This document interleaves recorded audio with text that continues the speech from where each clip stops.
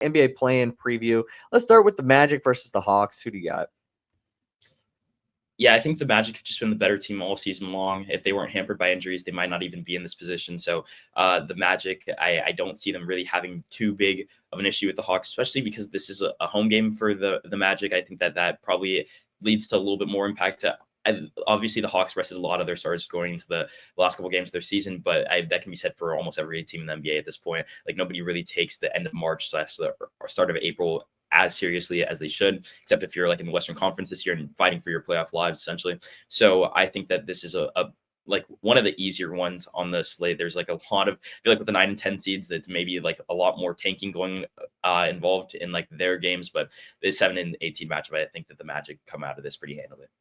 Yeah, I agree. Obviously, I follow the Magic throughout the entire year, and I might be a little bit biased, but yeah, these teams played before the finale of the regular season, both fully ready to go, and the Magic were able to take that game.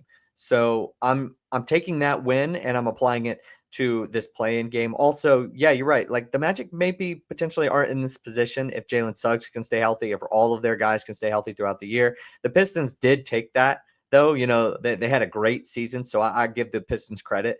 But yeah, this Magic team is probably a little bit better than the 7th seed. Also, they're 5-29 when they hit under 10 threes this season. But one of those wins is against the Hawks. So that's also something that's nice for them. All right, let's move out west. Grizzlies, Warriors. Obviously, Warriors fell to the Clippers yesterday.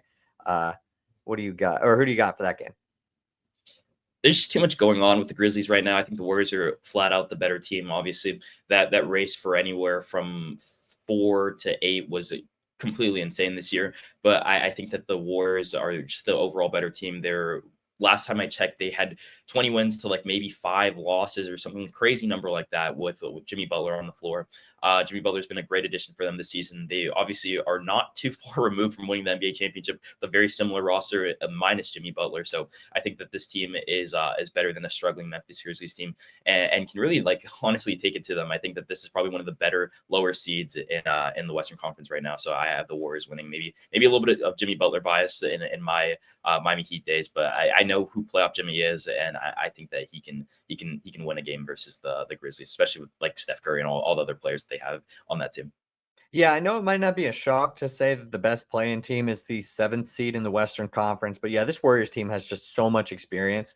I would be thoroughly shocked if they lost this game against the Grizzlies. I think they have real playoff aspirations, so I don't think it's going to happen. I mean, I don't know how far they're going to get anymore. Obviously, that Clippers game really kind of sucks for them because they have to work their way up, but they'll be matched up potentially against the Houston Rockets. I think that's a fun series. And maybe I'm getting a little bit too far ahead of myself. I think they'll beat the Grizzlies, though. And also no Jalen Wells for the Grizzlies, too, right, with his hand or wrist injury. So that'll help them a lot. And I think Steph Curry will have another really good game. All right, let's move to the Heat versus the Bulls. Yeah, so naturally, I think I know who the better team is in this matchup, but for my sake as a fan, I'm hoping that the Heat lose this game and get better draft lottery odds. The Heat, from top to bottom, if you look at this team, they're probably better than the 9 seed or even a play-in spot. Maybe obviously there's a lot of teams in the East where you can kind of say that for, and the bottom of that, like non-playoff play-in seeds are the Detroit Pistons, who had a really good season.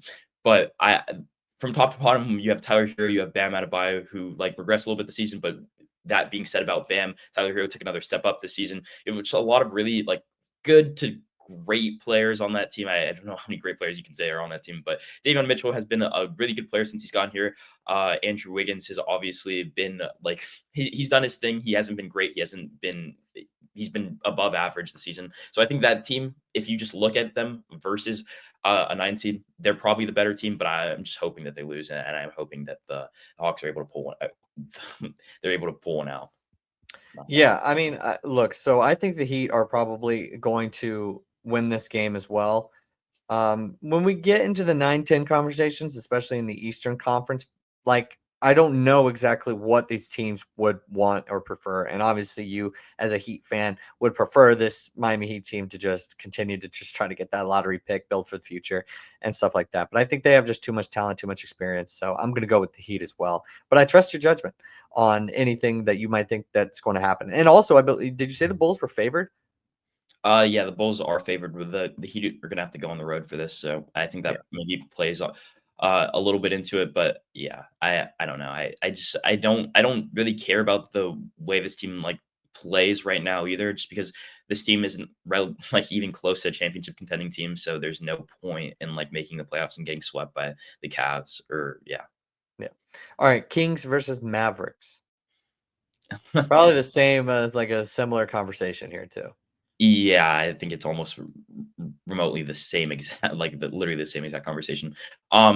Yeah, I don't care enough about this game to like even possibly tune in on a game that's going to be a standalone game. I think that the Kings are able to pull it out. I think the Kings are the better team. Anthony Davis could like go off and have a crazy game and force the Mavericks into a possible matchup versus the Grizzlies, who we think are losing the 7-8 series. But I think the Mavericks are a little bit worse than the Kings just from top to bottom, and I think the Kings win the game. But again, this is possibly one of the games, the three through out of if I had to choose any game that I'm not going to watch out of the three out of the four, it's probably going to be this one. Yeah, I would say the only way that the Mavericks win this is if Anthony Davis goes off, and I'm personally not betting on that, nor am I ever going to bet on the Dallas Mavericks, probably ever in my NBA basketball watching career. I just think that this season is too far gone from them. I don't know what the Kings' direction is right now, but they're not going to lose this game against the Dallas Mavericks, in my opinion. I don't think so at all.